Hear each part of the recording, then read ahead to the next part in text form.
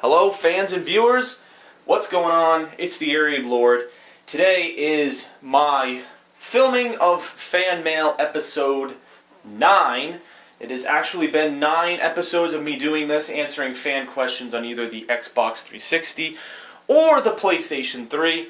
It is always a pleasure for me to do it because I always like answering questions that fans send me, because they usually give me the chance to open up on topics that I'm not usually able to open up on in normal gaming update videos and such, because if I did go into detail in gaming updates, it would take way too long, and it would really be a huge investment of my time to do that, to talk about all the gaming news. So these videos, the fan mails, I really do think that my fans give me like topics and stuff that I can really go over. So without talking too much, I do want to get into the messages because I do have quite a lot of topics to discuss. So let's go all the way to the bottom and let's see what we got here. We got some messages, So we have friend requests, which I've said 100 times before. If you're a new person watching the series, I do not accept friend requests, neither on PlayStation 3 or Xbox 360.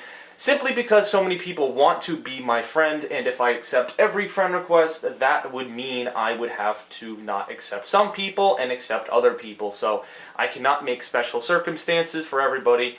I apologize, but that's the way it unfortunately has to go. Okay? Super Skull, wasn't this the guy that sent me a whole bunch of stuff relating DSP? I don't know. Well, let's just listen to his message.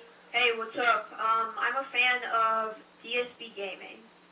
Yes, he's a fan of DSP Gaming. Well, this is the TheAireaidLord, okay? This isn't DSP Gaming, so you're on the wrong channel. And he sends me another message. Yo, yes. Okay. The Killer Beef 756 says, do you like Borderlands? And I'm not sure if he's referring to the first or second one, but playing the first and second of these two games is actually was actually quite fun. Because I really feel like these games opened up on an RPG aspect that games like Fallout and Oblivion didn't really touch upon. All right, I think, in my opinion, it was a perfect combination of combining first-person shooter aspects into an RPG kind of feel. You know, so yeah, sure, the first game had problems where you had leveling up problems, where you had to really grind to get experience. The second one kind of fixed that, where the quests seemed a little bit more linear, and it felt like you had a lot of freedom to do what you wanted to do, and not feel like you had to do every side quest in order to just rank up and stand a chance against the main quest. But having said that, the game does really combine some good aspects. You know, it's all about the loot. It's all about finding the greatest weapons and the guns, and making sure you find class mods and all this stuff that can give your character the ability to conquer the wastes of the series. And I really enjoy playing it. The first time around I played with 3 friends of mine, and then the second time I played with 2 friends of mine. And I think during both circumstances I did take advantage in both playthroughs of the first and second game. I took advantage of the co-op feature to play with friends. This game, I think you get more from it when you play co-op. I can see people playing single player from this game and kind of feeling, you know, a little lonely. And you definitely do, because this is a game where you're in the open waste and there's a lot of stuff all around you. And you feel very isolated. And I think having friends to, you know, revive you when you die and help you and share loot and share money, I think it makes the experience much more enjoyable. So I loved Borderlands 1 and 2. The second one, since it's a new release, is actually one of my favorite games of 2012 thus far. It might actually, it might actually win my personal, Game of the Year 2012. I actually have never done a series like that. I could possibly do one this year. Since I have had a PlayStation 3 and Xbox the entire year, this might be a good year to actually do a top 10 or top 15 or whatever I do for Games of the Year kind of thing. Awards that I give games or whatever. Like, pretty much stuff you'd see on like G4. G4 kind of does that stuff, and some of the YouTube commentators do it. But yeah, I think that would be something cool to do, to review games like that, and Borderlands 2 would definitely be at the top of the list. So I really love these 2 games. I missed out because I didn't play the first game when it came out in 2009. I unfortunately did not buy it just because I was skeptical playing old games at the time. But I'm definitely glad this gave me the opportunity to do so. So I appreciate that opportunity. Definitely the channel gives me the capacity to play games that I haven't necessarily had a chance to play, and it's always fun. So thank you for that question. Sniper Beagle wants to be my friend. Snick174 says, hey, I'm a fan of DSP and I was watching some of your older videos about DSP's fans who are hating on you, saying your commentary was annoying. I don't think the same. I think you add a lot to the videos and I just wanted to wish you luck in your channel. And yeah, it continues. And if you're still working on your novel, I wish you luck in that too. And I hope you can do the co-op playthrough with DSP and Borderlands. Okay, whatever. Regardless what other fans think. Thank you for that message. Obviously, it's not really a question. It's just a compliment. Yes, I'm aware. I know most recently the Borderlands 2 playthrough that I did with Phil and John Rambo seems to have received a lot of hate from people thinking that I don't belong in their playthrough, that I'm not their friend, and all the other insults that go along with that.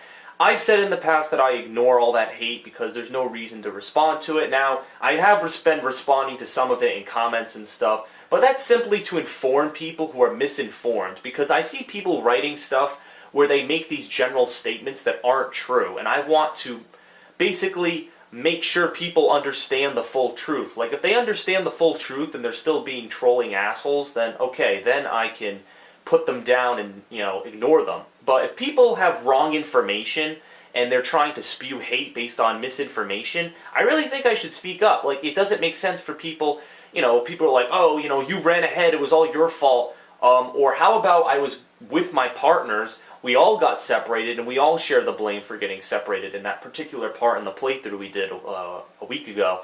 So that's why I respond to some of the hate comment. And I know I receive a lot of that hate in multiple videos. This video probably has, thumbs down on it. All my fan mails do, because people think it competes with fucking Phil's.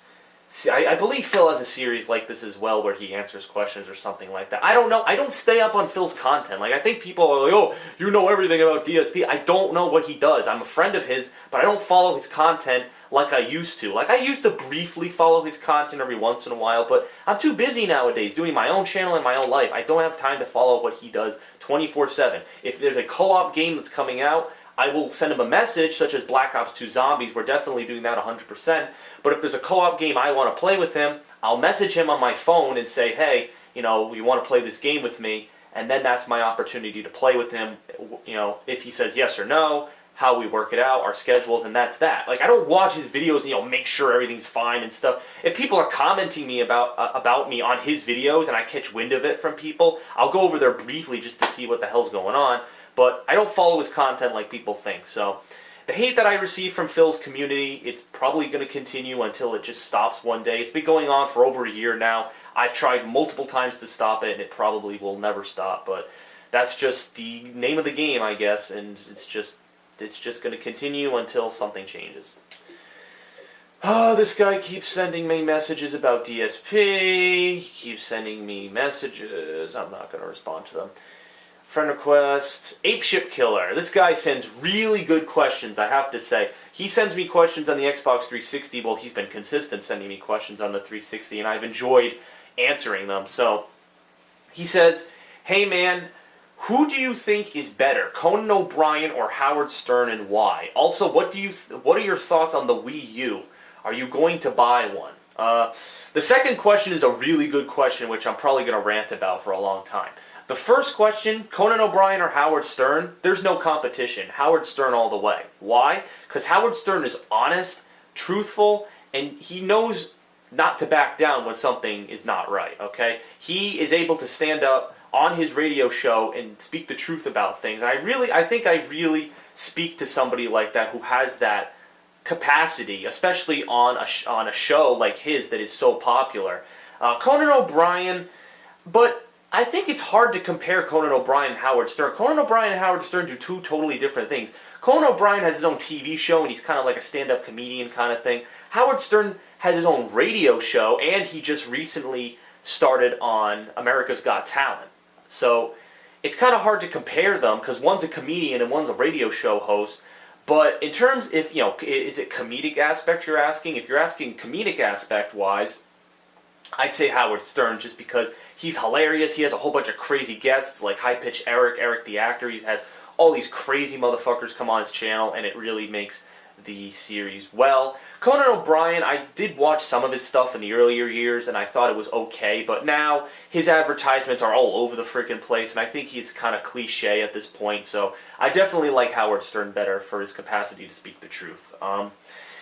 The Wii U, oh my god, I'm probably going to go on like a 20-minute rant, and I don't have that kind of time, so I'm going to try to be quick with this. I don't know how long it's going to take, okay? Alright. The Wii U gaming console, alright?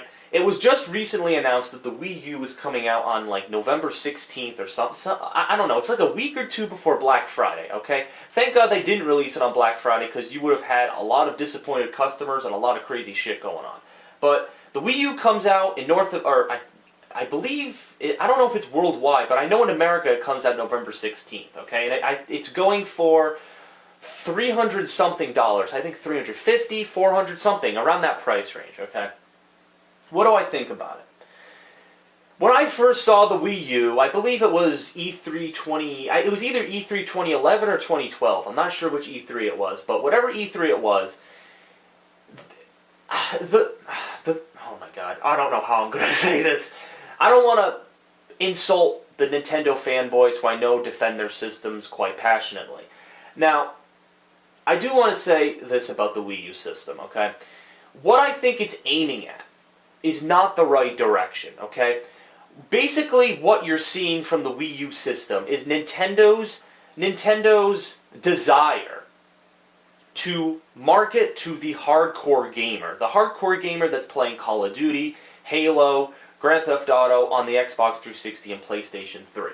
Okay, because let's face it, people like me, like I'm gonna be quite honest. I own a Wii, but it sits in my freaking cellar, like growing like mold and fucking like shit. Like I don't use it. Like I've never used the Wii console. I believe I bought it for Super Smash Bros. Brawl and then some Mario games to play with friends in the earlier years. But, like, there were no games that, like, ever came out for the system I was ever interested for. Like, sure, people like their Zelda and their Mario and their Donkey Kong and you know, the Metroid series.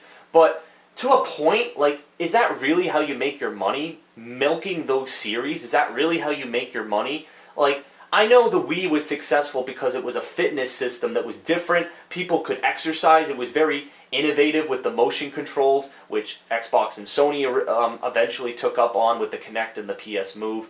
But I honestly think the Wii was successful for that reason, because it marketed something different. It was very different from the typical console. Like the GameCube was competing on the same length as the PS2.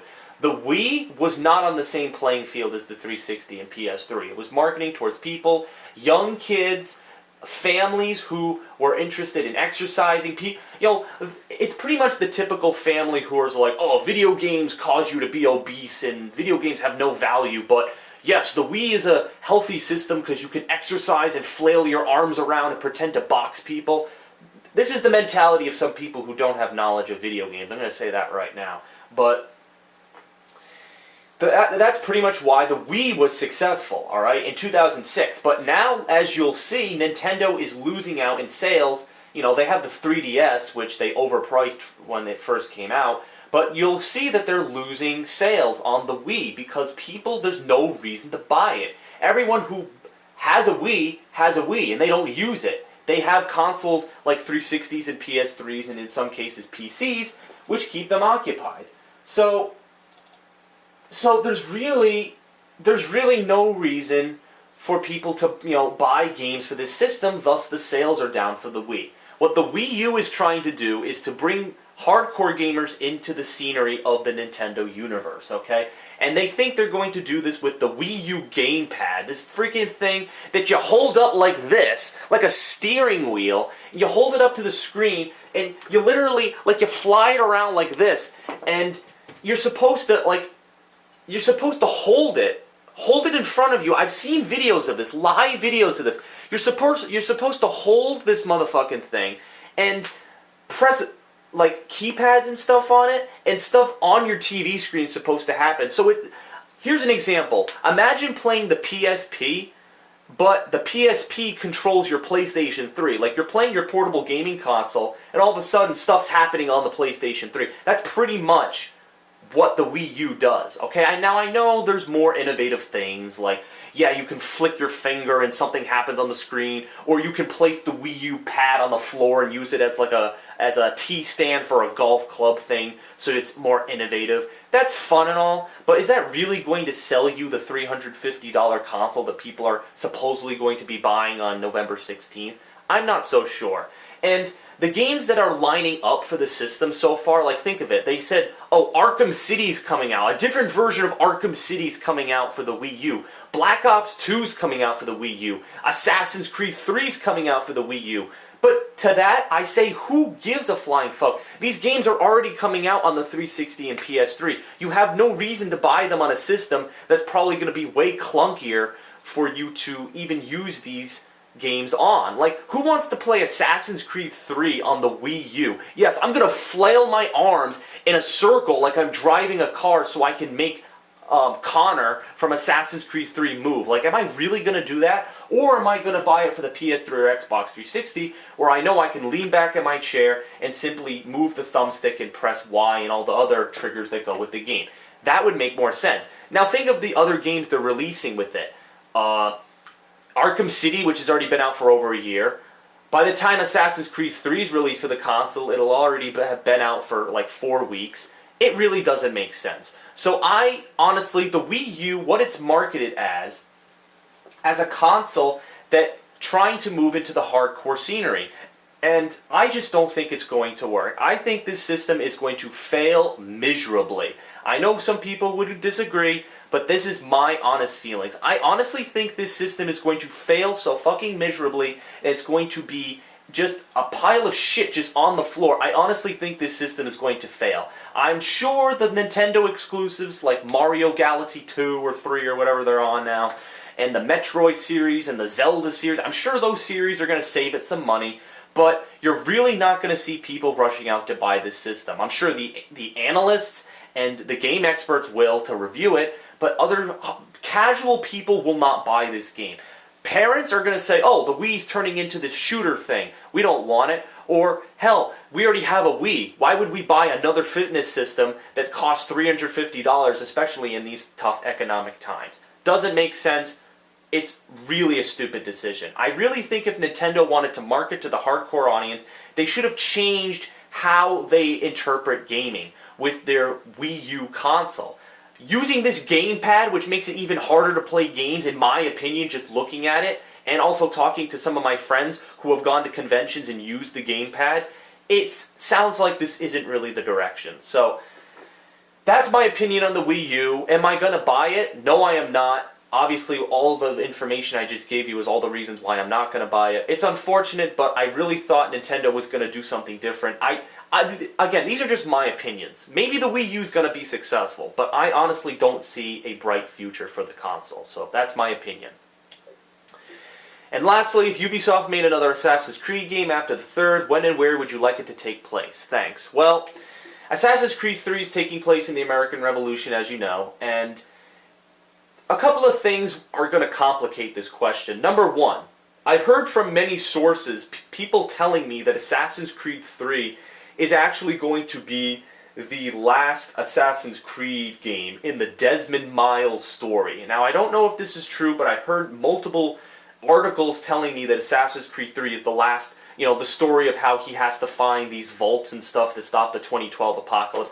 This is what I've heard from many sources, okay? Now, it could be untrue, considering Assassin's Creed is a very popular franchise, which makes Ubisoft money. I'm sure they're not going to discontinue the franchise.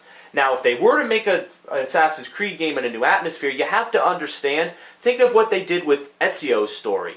Assassin's Creed 2 came out, then you had Brotherhood, then you had Revelations. So who's to say Assassin's Creed 3 will come out, then Assassin's Creed, Lewis and Clark Expedition, Assassin's Creed, Civil War Edition, they'll probably have add-ons to Assassin's Creed 3 in America, just like they had add-ons to Assassin's Creed 2 in Italy. So, if that doesn't happen, if they go directly for a new character, I would like to see it maybe in Asia, like maybe feudal Japan, or China, or perhaps Russia, which would be kind of cool, or maybe during the French Revolution with Napoleon, since Napoleon's like my favorite historical figure of all time. Maybe something like that. Maybe, I don't know. It's up in the air, but we're definitely going to see when I beat Assassin's Creed 3 and I do a playthrough of it, we'll definitely see where the series is going to go. So thanks for that question. You always ask some good questions. Doomsday FV says, "Hey, TheAireaidLord, I was wondering what were all the games you were going to play all this year?" Well, that's kind of hard to say. I don't really have a calendar where I write all my games out. I kind of just go to GameStop and ask the guy what games are coming out the next week, and I buy the games. Next week, Resident Evil 6 comes out. I'm doing a co-op playthrough with a friend, which I'll mention in a gaming update this week. Also, there's Dishonored. Sorry, my fucking voice is all screwed up. I'm actually looking forward to Dishonored.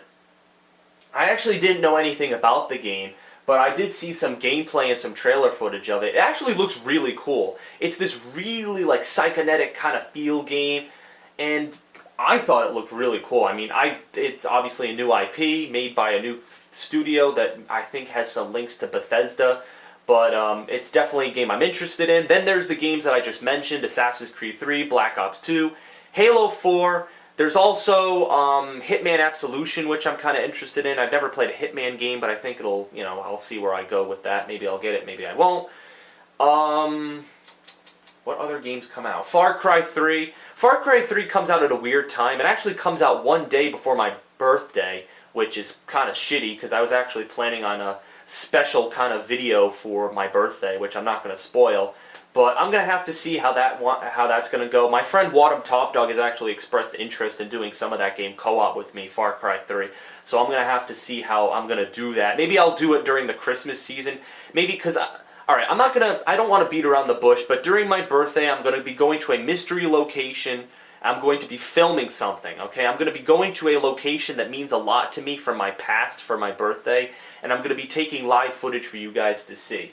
So it's not really going to be the easiest thing to do to play Far Cry 3 during that time. So I'm probably going to have to play it the weeks after. I'm hoping I can play it before Christmas, because when Christmas comes, I might do like a marathon, have a triple F, fan appreciation, play all sorts of multiplayer games.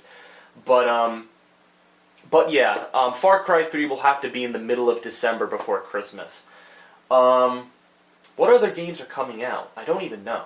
I don't even know what other games are coming out. Hitman Absolution, Assassin's Creed 3, Black Ops 2, Halo 4, Dishonored, that's 5 games. Resident Evil 6, that's 6 games.